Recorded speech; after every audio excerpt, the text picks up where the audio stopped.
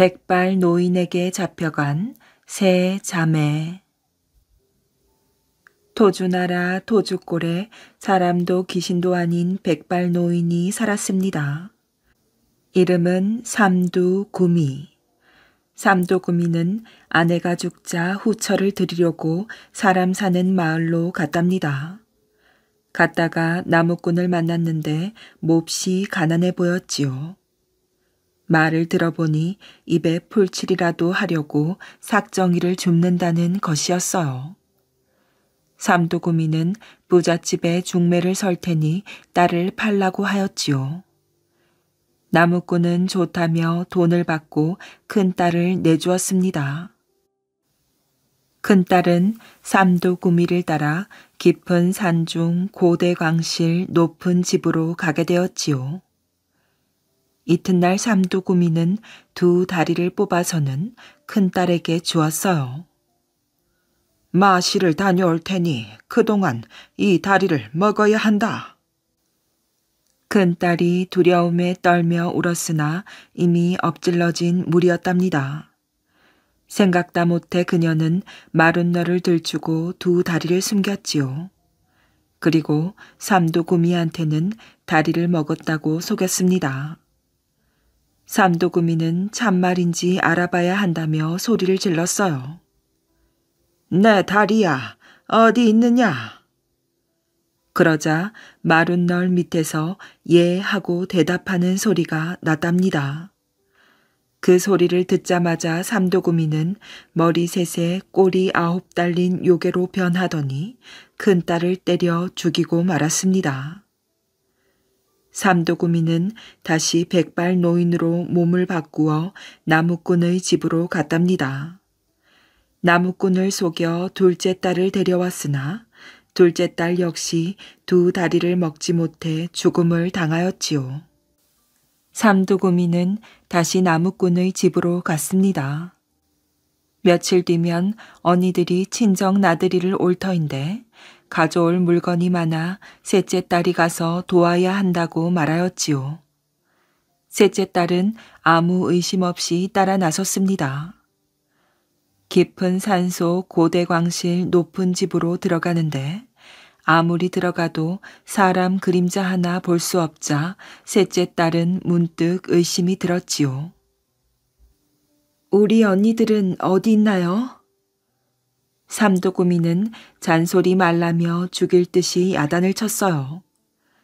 두 다리를 뽑아 들이밀고는 이것을 먹어야 살 거라고 을렀지요.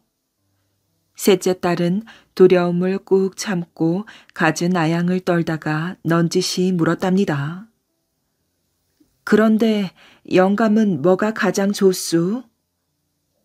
이 다리를 먹는 사람이 가장 좋아. 그럼 뭐가 가장 싫으우? 날달걀이랑 동쪽으로 뻗은 버드나무 가지랑 무쇠덩어리. 왜 싫으우? 삼두구미는 별걸 다 알려 한다며 마시를 나갔지요. 셋째 딸은 날이 새도록 궁리를 하다가 장작불을 지펴 다리를 태웠어요. 남은 뼈는 천으로 둘둘 감아 배에 둘렀지요. 그리고 날달걀과 버드나무 가지와 무쇠 덩어리를 구해 숨겨두었어요. 열흘째 되는 날 삼두구미가 돌아왔습니다. 다리를 먹었다는 셋째 딸의 말을 듣자마자 내 다리야 어디 있느냐고 불렀지요. 그러자 셋째 딸의 배에서 예 하는 대답이 들렸지요. 삼두구미는 흐뭇하게 웃으며 셋째 딸을 칭찬하였습니다. 셋째 딸은 삼두구미의 어깨를 주무르며 물었어요. 날달걀이며 버드나무 가지를 왜 싫어하우? 가끔 청귀가 땅의 일을 묻는데 날달걀은 눈, 코, 입이 없으니 모른다고 고개를 흔들면 그만이고 동쪽으로 뻗은 버드나무 가지는 뻣뻣해서 한번 후려치면 팔다리가 저려서 꼼짝도 못하겠고 무쇠 덩어리는 불에 넣어도 타지 않으니 내가 조화를 부릴 수 없다. 천하의 영감이 그깟 걸 이기지 못한다우? 난 못 믿겠소. 그런 말 마라. 날달걀을 맞으면 얼굴이 까져서 앞을 못 보고 무쇠 덩어리를 맞으면 가슴이 답답해져 살 수가 없느니라. 삼두구미의 말이 끝나자마자 셋째 딸은 머리에 이를 잡아주겠다며 다가갔어요. 그러고는 슬그머니 날달걀과 버드나무 가지와 무쇠 덩어리를 내놓았지요. 삼두구미는 손을 내저으며 물러서더니 머리셋에 꼬리 아홉인 요괴로 변하였습니다. 땀을 뻘뻘 흘리며 치우라고 소리를 치자 셋째 딸은 태연자약하게 대꾸하였어요. 그게 무슨 말이우? 나도 영감 말이 참말인지 알아볼라우. 그러고는 버드나무 가지로 짝짝 때리니 삼두구미는 기겁을 하며 달아났습니다.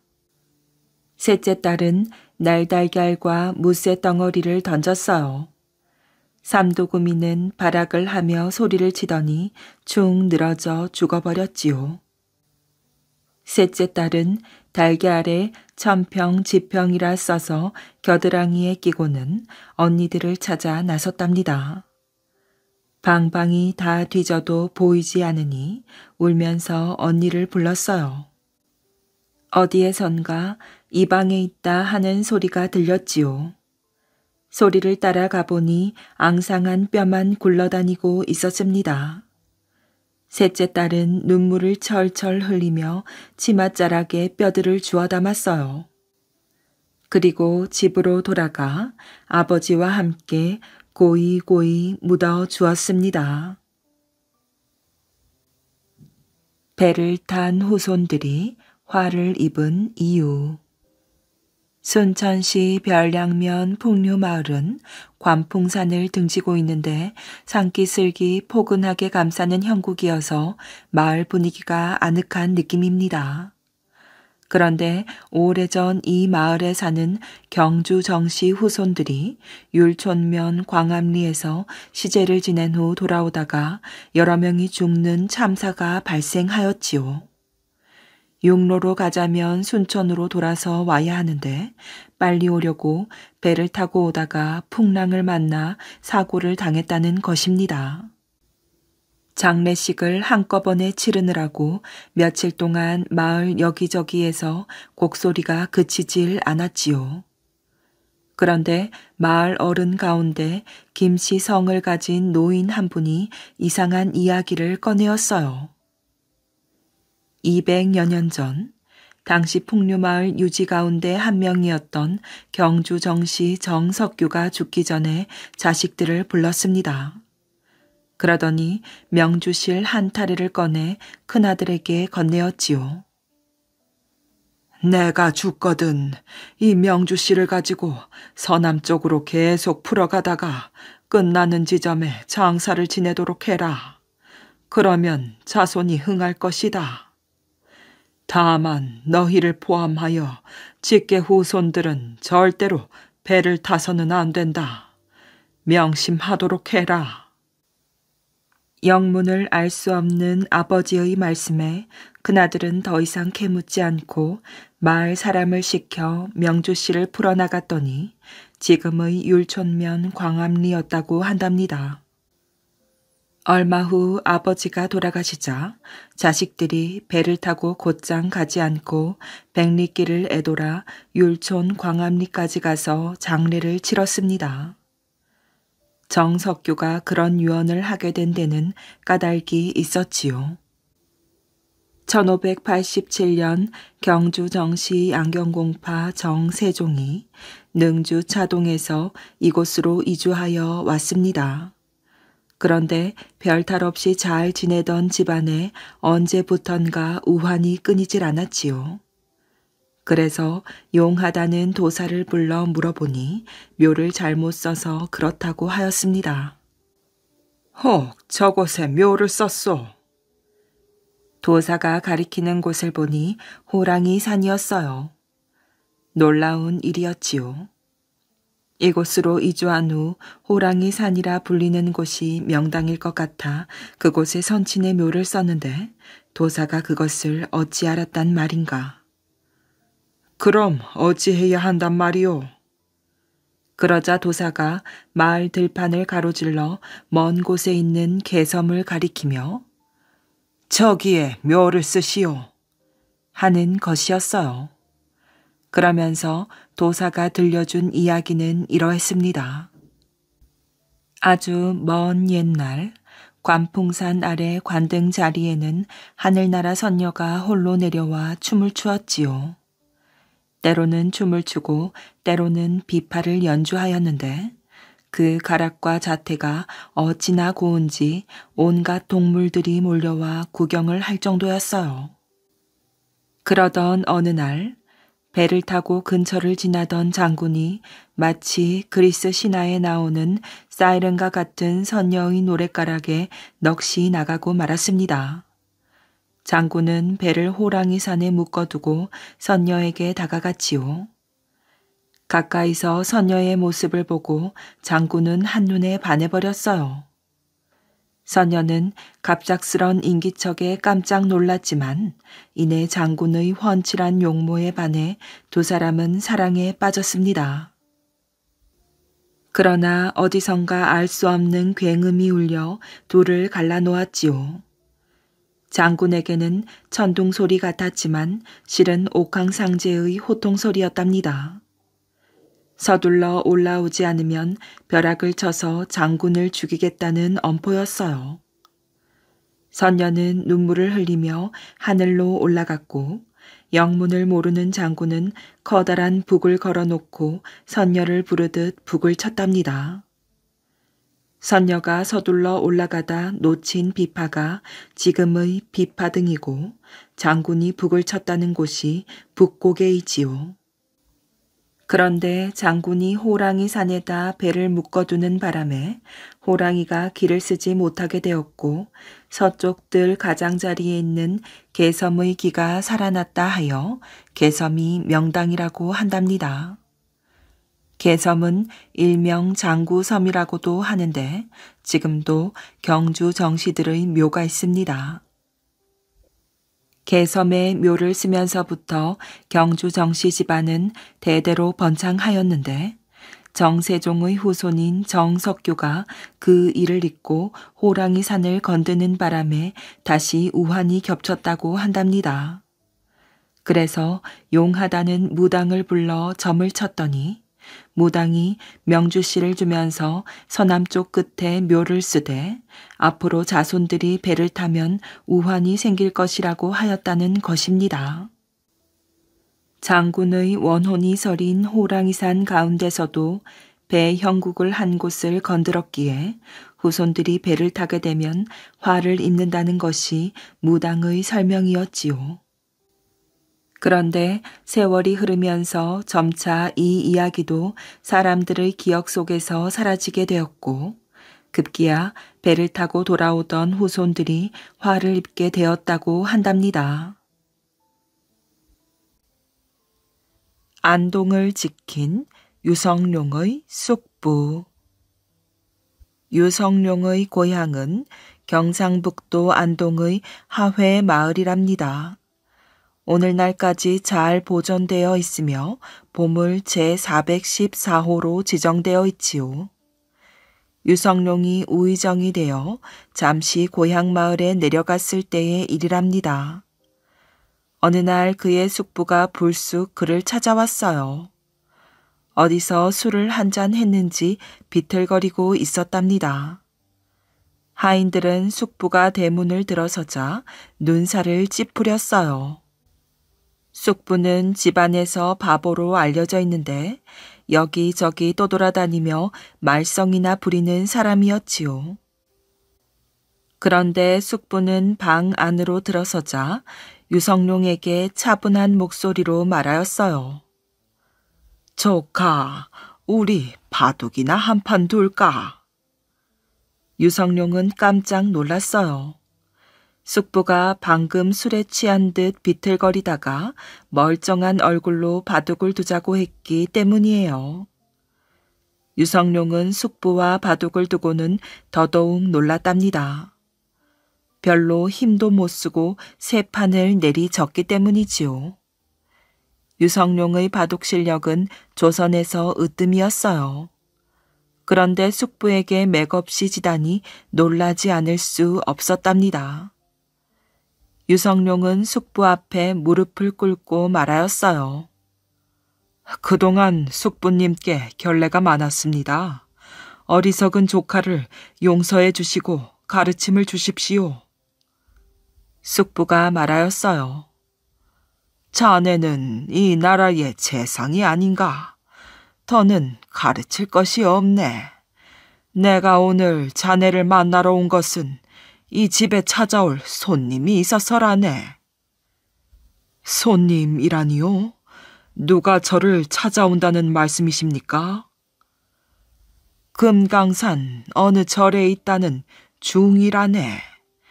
저녁 때 찾아와 하룻밤 묵어가기를 청할 것이야. 절대로 이 집에 들이지 말고 뒷산 암자로 보내도록 하게. 내가 그 암자에서 그 중을 맞이하겠네. 숙부는 알쏭달쏭한 말을 남기고 뒷산으로 향하였어요. 저녁 시간이 되자 유성룡의 집에 금강산에서 왔다는 중이 찾아왔지요. 그는 유성룡에게 합장을 하고 하룻밤 묵어가기를 청했답니다. 유성룡은 숙부가 알려준 대로 그 청을 거절하고 점잖게 말하였어요. 저희 집에는 빈 방이 없습니다. 꼭 이 마을에 묵고 싶으시다면 뒷산 암자로 모시겠습니다. 유성룡은 하인을 불러 중을 뒷산 암자로 데려다 주라고 하였어요. 중이 암자에 도착하자 유성룡의 숙부가 중을 맞이하였지요. 어서 오십시오. 오늘 밤 여기서 술이나 마시며 좋은 이야기나 나누지요. 좋습니다. 그렇잖아도 술 생각이 났는데 고맙습니다. 숙부는 중과 마주 앉아 미리 준비한 술을 나눠 마셨어요. 중은 정신없이 술을 마시더니 드디어 취해 골아떨어졌지요. 숙부는 중의 바랑을 열었답니다. 과연 그 안에는 조선의 군사시설과 도로 등이 그려진 지도와 날카롭게 빛나는 칼이 들어있었지요. 역시 내가 예상한 대로구나. 숙부는 중의 몸에 올라타 목에 칼을 겨누며 소리쳤어요. 이놈, 넌 일본의 첩자더냐? 거짓말을 하면 이 칼이 용서하지 않을 것이다. 놀라서 깬 중이 부들부들 떨며 애걸하였어요. 아이고, 목숨만 살려주십시오. 말씀하신 대로 저는 일본에서 건너왔습니다. 조선의 군사시설을 살피고 군사 기밀을 빼내며 조선을 치는데 걸림돌이 되는 유성룡 대감을 암살하라는 명을 받고 왔습니다. 저를 살려주신다면 곧바로 일본으로 돌아가겠습니다. 숙부가 칼을 거두며 말하였어요. 네 놈은 시키는 대로 했을 뿐이니 네 놈을 죽인다고 해서 무엇이 달라지겠느냐. 너는 일본으로 돌아가면 네 우두머리에게 이렇게 전하라. 조선 7년 전쟁은 하늘이 정한 일이니 내 힘으로 막을 수 없다. 그러나 내 고향은 목숨을 걸고 지킬 것이다. 만약 네 놈들이 이 안동 땅에 들어온다면 한 놈도 살려보내지 않을 것이다. 너는 가서 꼭 이 말을 전해라. 겨우 목숨을 건진 중은 일본으로 돌아가 도요토미 히데요시에게 유성룡 숙부의 말을 그대로 전하였어요. 도요토미 히데요시는 크게 놀라며 부하 장수들에게 이런 명령을 내렸답니다. 너희들은 조선에 가면 안동 땅에는 절대 발을 들여놓지 말거라. 도요토미 히데요시의 명령으로 임진왜란 때 유성룡의 고향 안동은 무사했다고 한답니다. 꽤 많은 아전. 예전에 한 사또가 있었는데 임기가 차서 서울로 올라가야만 하였답니다. 그러나 관아에 빌린 돈도 아직 갚지 못했을 뿐 아니라 서울에 올라갈 여비조차 없어 계속 머무르고 있는 형편이었지요. 그때 한 아전이 나서며 말하였답니다. 사또, 제가 사또의 은혜에 보답한다는 의미로 살림을 넉넉하게 해드리겠습니다. 그러니 제 말을 따르시겠는지요? 너의 말이 이치에 맞는다면이야 내가 어찌 따르지 않겠느냐. 요 근처에 사는 좌수는 부자올시다. 그러니 오늘 밤에 그 집에 한번 갔다 오면 천금을 얻을 수 있을 것입니다. 예끼, 네가 나를 능멸하느냐? 사또가 되어서 어찌 도둑질을 한단 말이냐? 사또, 이렇게 하지 않는다면 관아의 빚은 어떻게 갚겠습니까? 그리고 서울로 돌아가신 뒤 가족들과 살아갈 방법이 있으신지요? 사또는 한참 생각하다가 결국 아전의 말을 따르기로 하였답니다. 그날 밤 사또는 아전과 함께 좌수의 집으로 갔지요. 두 사람이 담을 넘자 과연 창고가 있었어요. 그런데 그 창고에는 돈뿐만이 아니라 술도 잔뜩 있었답니다. 사또, 이렇게 좋은 술이 많이 있으니 한 잔씩 마십시다. 사또는 아전이 권하는 술을 마셨답니다. 몇 잔을 마시자 아전은 술에 취해 큰 소리로 노래를 불렀지요. 사또가 말릴 틈도 없었답니다. 그러자 사람들이 몰려왔어요. 창고에 도둑이 들었다. 도둑을 끌어내라. 좌수는 하인들을 시켜 창고에서 도둑을 잡아오게 하였답니다. 그 사이에 아전은 혼자 달아나 버렸지요. 결국 창고에 혼자 남게 된 사또만 잡히고 말았어요. 그러나 밤이 너무 늦어 좌수는 사또를 가죽 부대에 넣고 날이 밝으면 관아에 고발하기로 하였답니다. 잠시 후 혼자 달아났던 아전은 어수선한 틈을 타서 좌수의 집 한쪽에 있는 사당에 불을 질렀어요. 하인들이 모두 불을 끄려고 사당으로 몰려갔지요. 그 사이에 아전은 다시 창고로 돌아와 가죽 부대에 담긴 사또를 꺼내고 대신 좌수의 아버지를 그 속에 집어넣었어요. 좌수의 아버지는 99살로 정신을 제대로 차리지 못하는 노인이었답니다. 관아로 돌아온 사또는 화를 내며 아전에게 말하였어요. 감히 네가 나를 속여 좌수의 집에 들어가게 하더니 집에 들어가서는 술에 취해 큰 소리로 노래를 불러 사람들을 불러내고 사람들이 오자 나만 남겨두고 혼자서 도망을 갔겠다. 내 너를 용서하지 않겠다. 사또, 이것은 모두 제 꾀입니다. 사또께서는 이미 가죽 부대에서 나왔고 그 가죽 부대에는 좌수의 아비를 넣어두었지요. 내일 좌수는 분명히 그 가죽 부대에 누가 들어있는지도 확인을 하지 않고 관가에 와서 고발할 것입니다. 그러면 사또는 가죽 부대에서 나온 좌수의 아비를 꺼내십시오. 그리고 아비를 부대에 넣은 죄를 좌수에게 물으십시오. 그러면 좋게 천금을 얻을 수 있을 것입니다. 사또는 기뻐하며 날이 밝기만을 기다렸답니다. 다음 날 좌수는 정말로 관아에 와서 고소를 하였지요. 사또가 하인들을 시켜 가죽 부대를 풀게 하였답니다. 그러자 이게 웬일인가요?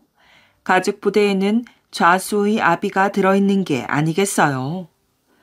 정신을 차리지 못한 좌수의 아비는 기지개를 켜며 가죽부대에서 나왔답니다.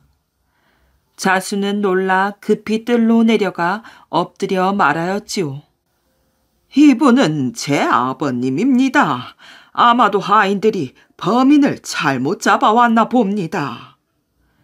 사또는 책상을 치며 큰 소리로 꾸짖었어요. 너의 불효는 이 마을에서도 소문이 났다고 들었느니라. 그 말이 사실이었구나. 감히 제 아비를 가죽 부대에 담아 죄를 주라고 하는 사람이 어디에 있단 말이냐. 네가 이제 큰 죄를 지었으니 결코 용서받지 못하리라.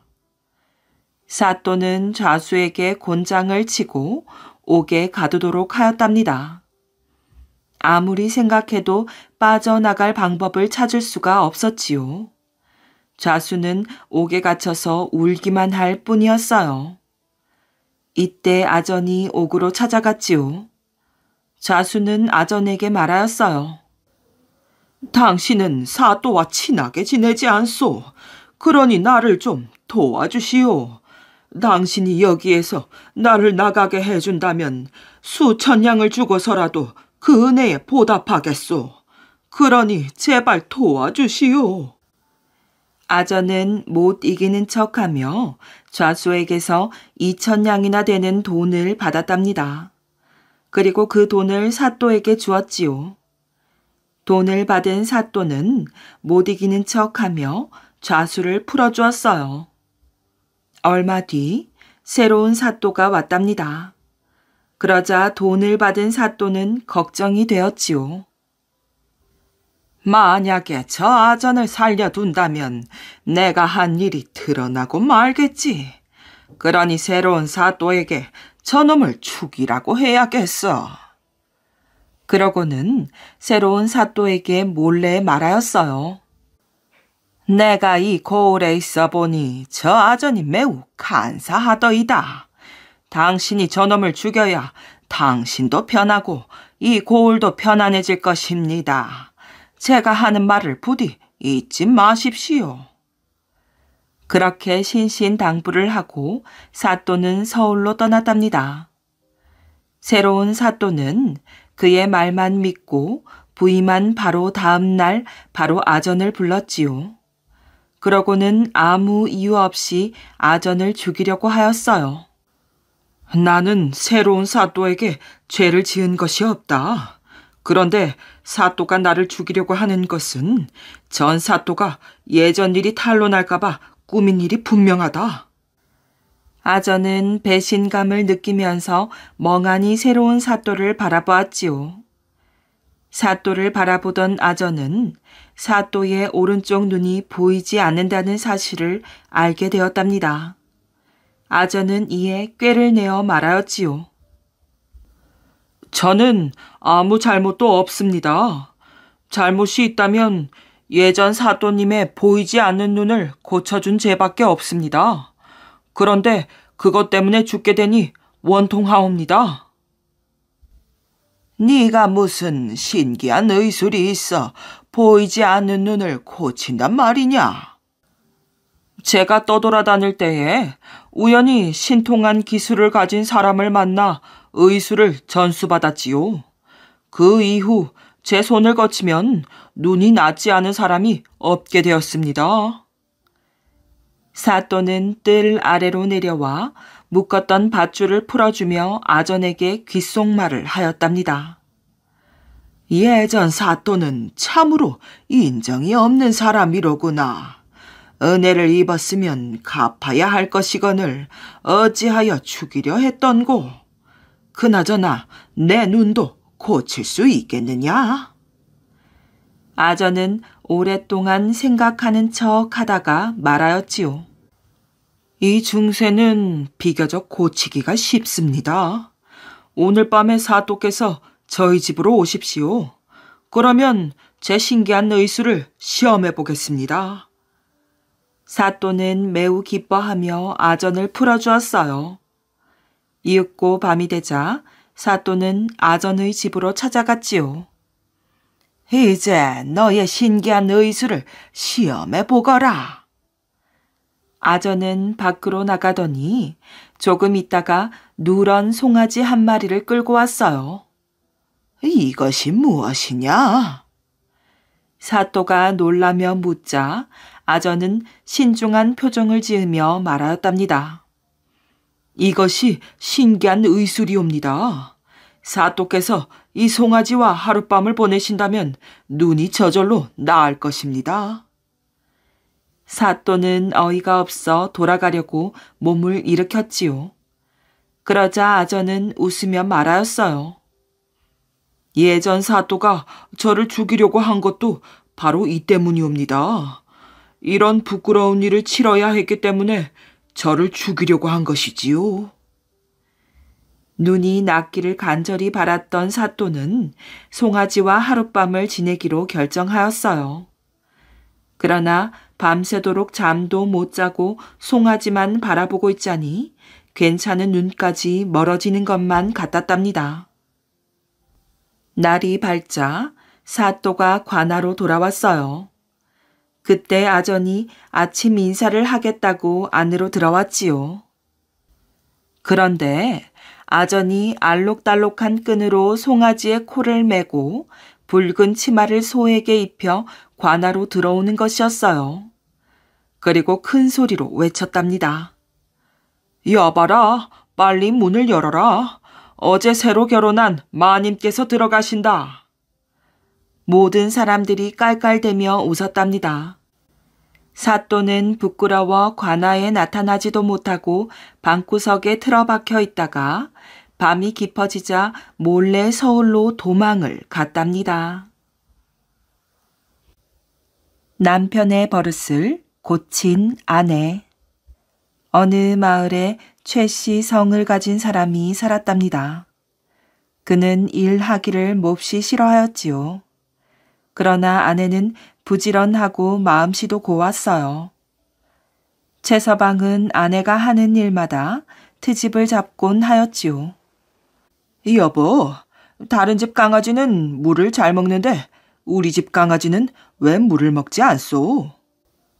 부엌 일을 하던 아내는 어이가 없었답니다. 그걸 제가 어찌 알겠어요? 아내는 건성으로 대답하였어요. 당신이 버릇을 잘못 들여서 그런 것 아니오? 남편은 아내에게 핀잔을 주며 방으로 들어갔답니다. 어느 날이었어요. 최서방은 강아지가 죽을 먹다가 남긴 것을 보았답니다. 앞집 강아지를 좀 보시오. 같은 날 가져왔는데 얼마나 컸나. 이번에도 엉뚱한 핑계를 대며 아내를 몰아세웠지요. 내가 보기엔 저희 집 강아지가 더 살이 찌고 커 보이는데요. 아내의 대답에 최서방은 헛기침을 하며 방으로 들어갔답니다. 최서방은 손에 호미 한 번 잡은 일이 없었어요. 그러면서도 밭에서 일하는 아내를 보면 크게 나무라곤 하였지요. 여보, 우리 집 수수는 왜 이삭이 그리 작소? 제가 보기엔 작지 않은데요. 아내는 다른 집 수수와 비교해 보았어요. 아무리 봐도 아랫집 수수보다 자기네 집 수수가 더 컸답니다. 당신이 김을 잘 못 매는 것 아니오? 남편은 한마디 더 하며 집으로 들어갔지요. 아내는 남편이 트집을 잡을 때마다 한숨을 쉬었답니다. 남편의 트집에 지친 아내는 대꾸하지 않을 때가 더 많아졌어요. 대답을 하면 억지를 부리고 고집을 부렸기 때문이었지요. 어느 날이었어요. 서방님, 이 옷 한번 입어보세요. 아내가 밤을 새워 곱게 지은 옷을 남편에게 주었어요.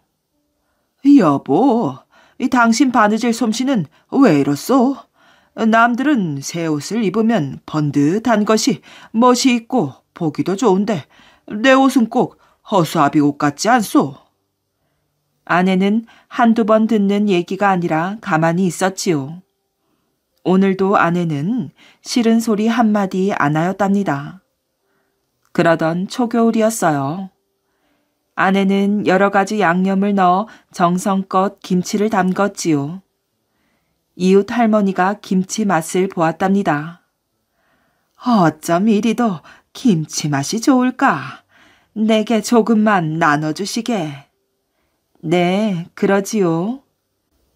아내는 담근 김치를 그릇에 담아주었어요. 저녁 밥상에 새로 담근 김치를 한 그릇 담아가지고 왔답니다. 오늘 담근 김치예요. 맛이 어떤가 보세요. 남편은 김치를 집어 맛을 보았어요.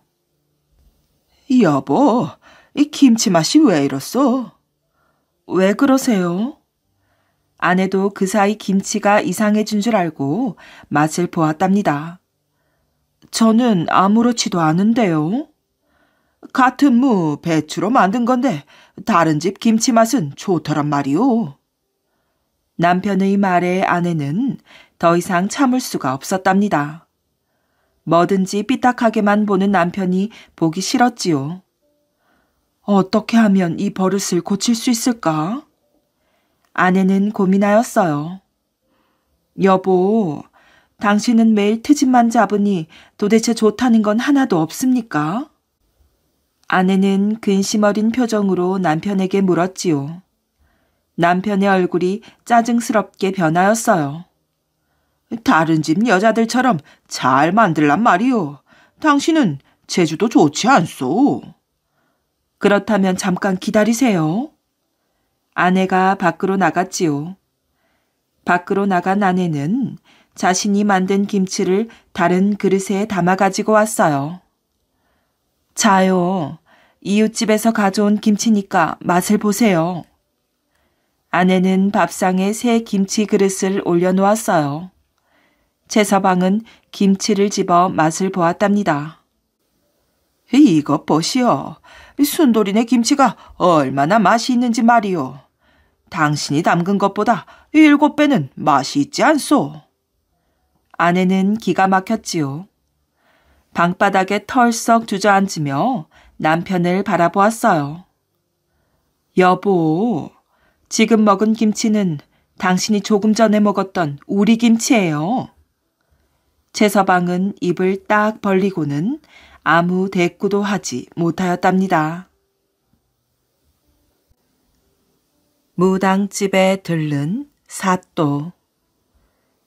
옛날 조선조 명종 때 대가에 장원급제한 고 경명은 점도 잘 치는 제주꾼이었고 임진왜란이 일어났을 때에는 의병장으로서 활약도 하였답니다.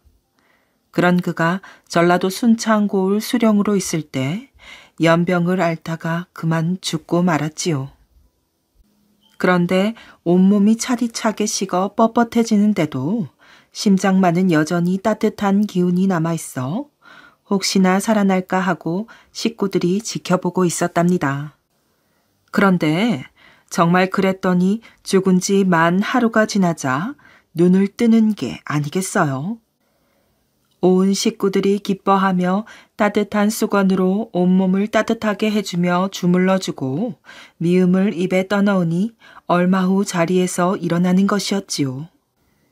그리고 나서 고경명은 이런 이야기를 하는 것이었어요. 글쎄, 저승사자가 들이닥치더니 나를 데리고 머나먼 길을 가는 게야. 한없이 가다 보니 큰 궁궐이 나오는데 저승사자가 들어가 고하자 안에서 큰 소리로 호통치는 소리가 들려 가만히 들어보니 너는 어찌하여 순창 고경명 사또를 데리고 왔단 말이냐. 냉큼 다시 데려다주고 아무 마을에 가면 고경명이가 있으니 그를 잡아오너라 라는 소리가 나는 것이었어. 그래서 나는 다시 살아나는 모양이군 하고 중얼거리며 좋아하고 있자니 조금 있다가 나를 데리고 갔던 그 사자가 어깨를 축 늘어뜨리고 나와서는 다시 나가야겠으니 따라오시오라면서 불이 나게 앞서가는 게야. 그리하여 나는 죽을 힘을 다하여 따라오는데 주위를 잘 살펴보니 이미 순창골 경계에 들어서는 것이었지. 그런데 길가의 한 민가에서 무당이 장구를 치고 징을 치며 신나게 굿하는 소리가 들리자 저승사자가 말하길 우리 저기 가서 술과 밥 좀 얻어먹으며 잠시 쉬었다 갑시다라고 해서 따라 들어간 게야. 아, 그랬더니 말이야.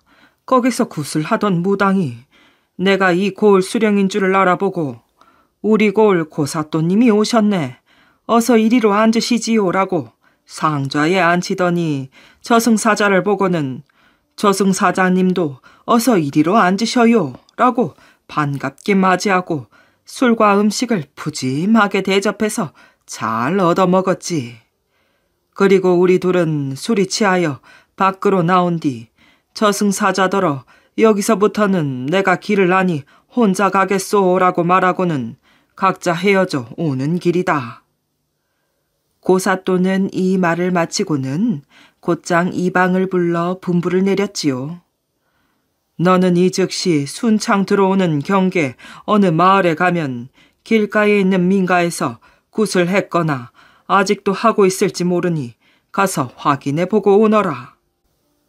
이방이 급히 말을 달려 그 집을 찾아가 보니 아직도 굿을 하고 있어 무당에게 얼마 전에 여기 오신 손님이 있었소이까?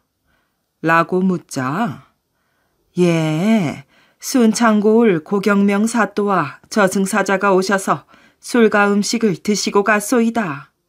라고 하더랍니다. 이천 쌀밥 이야기.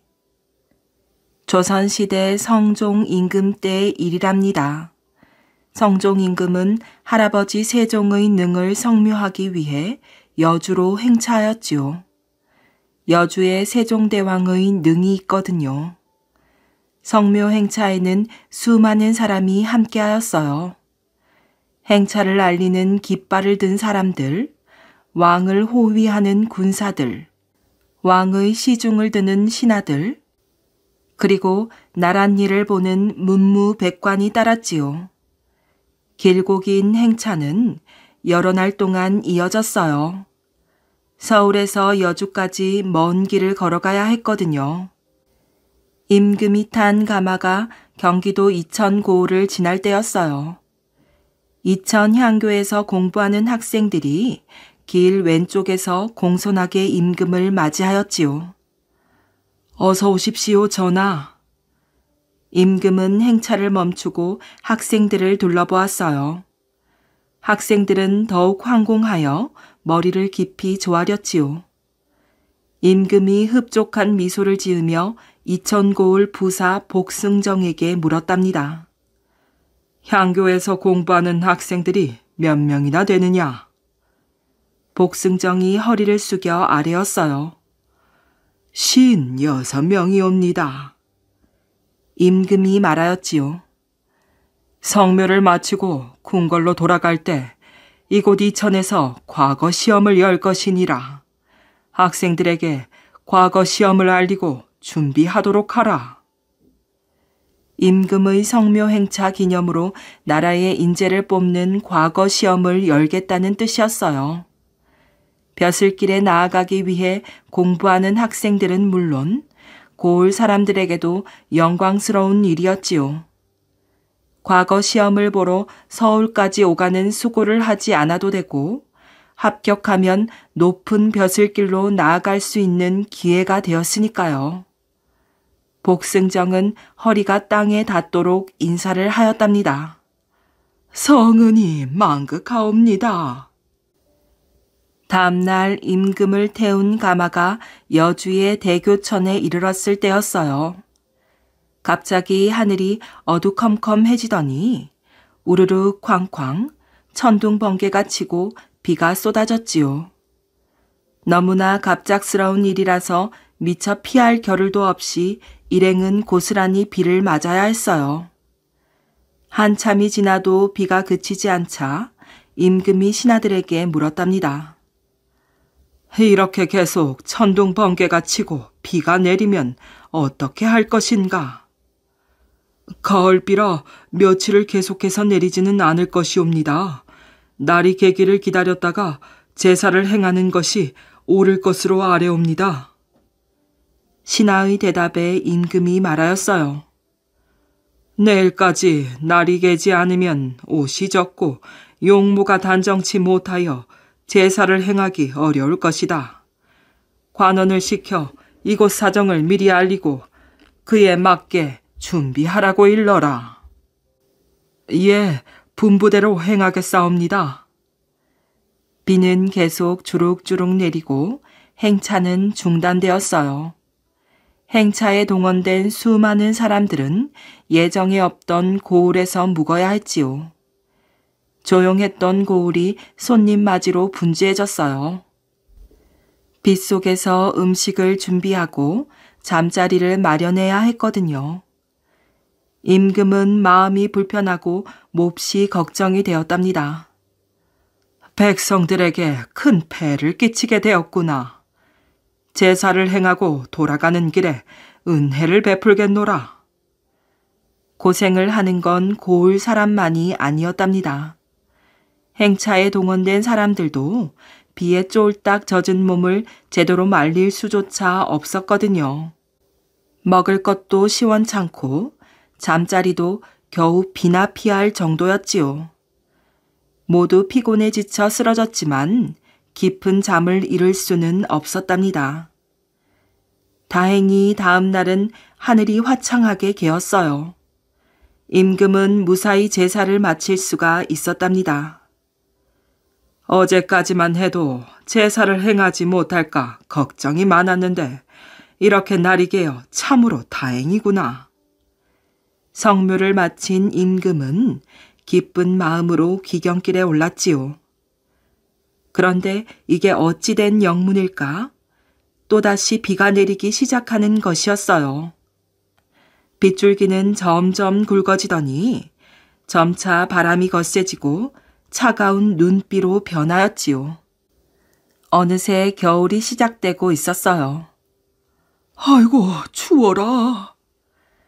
행차에 나선 사람들은 몸을 오들오들 떨었답니다. 눈비를 맞은 옷은 꽁꽁 얼어붙어 고드름까지 달렸지요. 매서운 바람이 세차게 불어닥쳤지만 피할 길이 없었어요. 추위에 떨다 동상에 걸린 사람들이 하나둘 픽픽 쓰러지기 시작하였지요. 행차 행렬은 그야말로 아수라장이 되었답니다. 이 일을 어쩌면 좋단 말인가. 임금이 탄식하다 명령을 내렸어요.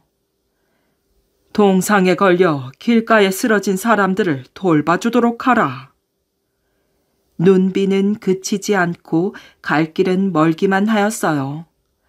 발을 뗄 때마다 질컥질컥한 진흙이 발바닥에 달라붙어 천근만근이나 된 듯 무거웠지요. 몸이 흠뻑 젖은 사람들과 말들은 모두 꽁꽁 얼어붙었어요. 임금이라고 별다를 건 없었답니다. 임금은 비옷을 입고 말을 탔는데 추위에 지친 말이 그만 진흙구덩이에 빠지고 말았지요. 말은 말할 것도 없고 임금의 옷 또한 진흙투성이가 되었답니다. 놀란 신하들이 달려왔어요. 전하, 괜찮으시옵니까? 정승이 묻자 임금이 대답하였어요. 괜찮으니 크게 신경 쓰지 말라. 그렇게 한 발 두 발 이동해서 이천 고을에 이르렀어요. 임금을 비롯하여 행차에 동원된 모든 사람들은 완전히 지쳐 기진맥진한 상태였지요. 그때 이천 고을 부사 복승정이 창고 문을 열었답니다. 창고에는 봄부터 가을까지 구슬땀을 흘리며 농사 지은 쌀이 차곡차곡 쌓여 있었지요. 쌀을 아끼지 말고 모든 사람들이 배불리 먹을 수 있을 만큼 많은 밥을 짓도록 하라. 명령을 받은 고을 사람들이 힘을 합쳐 밥을 짓기 시작했답니다. 커다란 가마솥이 수십 개 내걸리고 장작불이 활활 타올랐지요. 곧이어 가마솥에 김이 모락모락 피어오르고 구수한 밥 냄새가 솔솔 퍼져나왔어요. 반찬은 변변치 못했지만 밥은 고봉으로 담긴 밥상이 준비되었지요. 상을 받은 임금이 밥맛을 보고 놀라 물었답니다. 오호, 밥맛이 꿀맛이로구나. 어떤 쌀로 밥을 지었느냐? 복승정이 대답하였지요. 올해 수확한 2,000쌀로 지었사옵니다. 세상에 밥맛이 이렇게 좋을 수가 있다니 놀라운 일이로다. 진상품으로 올리도록 하라. 임금의 명령에 복승정은 이마가 땅에 닿도록 인사를 올렸지요. 성은이 망극하옵니다. 한편 행차에 동원된 문무백관과 수백 명의 군사와 신하들도 2,000쌀 밥을 먹었답니다. 모두 지쳐 밥숟가락을 들 힘도 없었지만 밥을 입에 넣는 순간 감았던 눈이 번쩍 뜨이는 표정을 지었지요. 아니, 이렇게 맛있다니? 무슨 밥이 이렇게 달지? 부드러워서 술술 넘어가네. 사람들은 밥 한 그릇을 개눈 감추듯 허겁지겁 먹어치웠지요. 여기저기서 더 달라는 소리가 들렸답니다. 여기 밥 한 그릇 더 주시오. 예, 여기 있습니다요.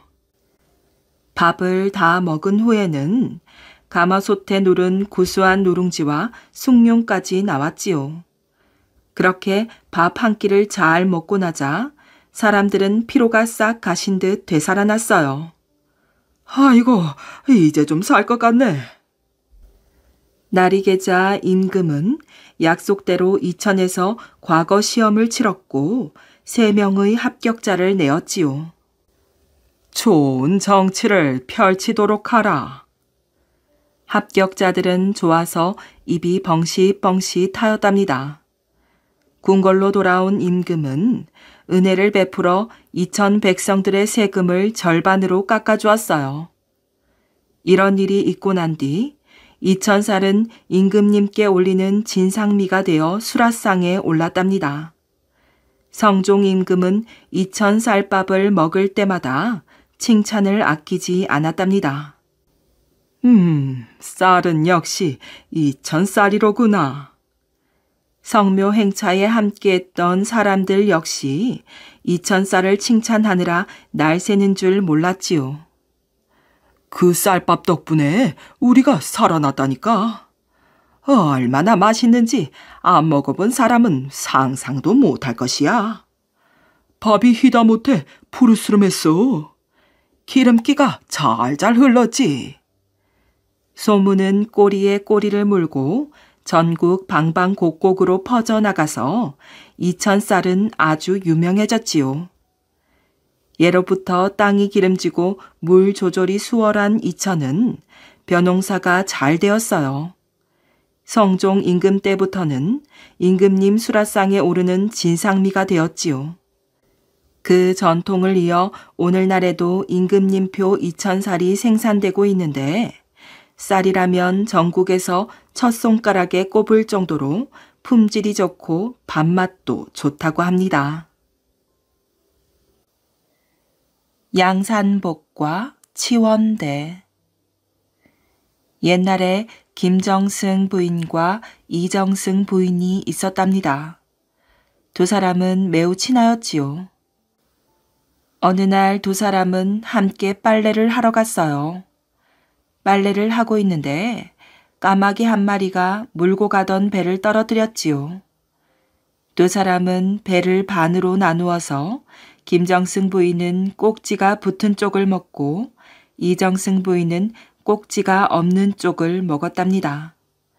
그런뒤 김정승 부인과 이정승 부인은 똑같이 태기가 있더니 10달 뒤에 아기를 낳았지요. 꼭지가 붙은 쪽을 먹은 김정승 부인은 아들을 낳았고 이정승 부인은 딸을 낳았답니다. 이정승 부인은 딸을 낳고도 아들을 낳았다며 딸에게 남자 옷을 입혀 키웠지요. 김정승 부인의 아들은 이름이 양산복이었고 이정승 부인의 딸은 치원대라고 하였답니다. 양산복과 치원대는 나이가 들자 금강사라는 절로 공부를 하러 가게 되었어요. 둘은 한방에서 공부를 하였지요. 양산복은 치원대가 여자인 줄 꿈에도 몰랐답니다. 어느덧 두 아이의 나이가 16이 되었지요. 나이가 많아지자 치원대의 몸은 어딘가 여자 티가 나기 시작하였어요. 양산복은 의문이 생겼지요. 혹시 치원대는 여자가 아닐까? 아무리 살펴보아도 치원대는 여자 같았어요. 그렇다고 옷을 벗겨볼 수도 없는 일이었지요. 어느 날 양산복은 치원대에게 말하였답니다. 치원대야, 날도 더운데 우리 개울에 목욕하러 가자. 두 사람은 같이 목욕을 했지만 양산복의 의문은 풀리지가 않았어요. 치원대가 옷을 다 벗지 않았기 때문이지요. 치원대야, 우리 오줌을 누워서 누가 멀리 가는지 내기하자. 양산복은 치원대가 남자인가 여자인가 알아보려고 별개를 다 내었어요. 오줌 누기 시합을 해보아도 알 수가 없었지요. 치원대의 오줌발이 가늘고 힘이 있어 양산복보다 멀리 나갔거든요. 양산복은 생각다 못해 다시 꾀를 내었답니다.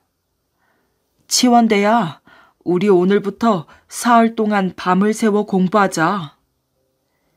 양산복은 치원대가 여자라면 몸이 약할 것이므로 먼저 쓰러질 것이라고 생각하였어요.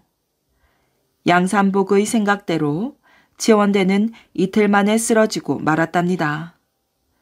양산복이 쓰러진 치원대의 가슴을 만져보니 분명 여자였지요. 그때부터 양산복은 고민이 생겼어요. 치원대를 여자로 대해줘야 할지 아니면 지금까지 해온 대로 남자로 대해야 할지 고민이 되었던 것이지요. 더구나 양산복은 그날부터 치원대를 사모하게 되었답니다. 그런 감정이 생기자 도저히 옛날처럼 한방에서 함께 자며 공부할 수가 없었지요. 치원대야, 나는 집으로 돌아갈 테니 너 혼자 공부하거라. 양산복은 훌쩍 집으로 돌아왔지만 치원대를 사모하는 마음이 깊어져 상사병이 생기고 말았답니다. 양산복의 병은 날로 심해졌고 결국 죽기 직전까지 이르렀지요. 죽기 전에 양산복은 어머니에게 유언하였어요. 어머니, 제가 죽거든 치원대가 시집가는 길목에다 묻어주세요. 그 말에 어머니는 깜짝 놀라서 되물었어요. 아니, 치원대가 여자였단 말이냐? 양산복의 어머니는 즉시 치원대의 집으로 가서 이정승의 부인에게 말하였지요. 아니, 치원대가 딸인데 왜 아들이라고 하였소? 지금 우리 아들이 다 죽게 되었으니 어서 치원대를 불러주시오. 이정승 부인은 치원대가 딸이 아니고 아들이라고 펄쩍 뛰었답니다. 양산복은 결국 죽고 말았지요. 어머니는 아들의 유언대로 양산복을 길목에다 묻고 봉분을 만들어 주었어요. 한편 치원대의 어머니는 치원대를 아들인 것처럼 키우기는 했지만 여자이기 때문에 시집을 보내야 하였지요. 양산복의 마음을 알고 있던 치원대는 시집을 가지 않으려고 하였어요. 부모님은 치원대를 강제로 시집 보내려고 다 정해놓고 말았지요. 치원대는 청색 치마를 잿물에 몇 번이나 넣었다가 말려서 시집 가는 날 입었답니다. 치원대가 탄 가마가 양산복의 무덤이 있는 길목을 지날 때였어요. 치원대는 오줌이 마렵다며 잠시 가마를 세워달라고 하고는 양산복의 무덤으로 달려갔지요. 치원대가 머리에서 비녀를 뽑아 무덤 한가운데에 꽂았더니 무덤이 둘로 쩍 갈라졌답니다.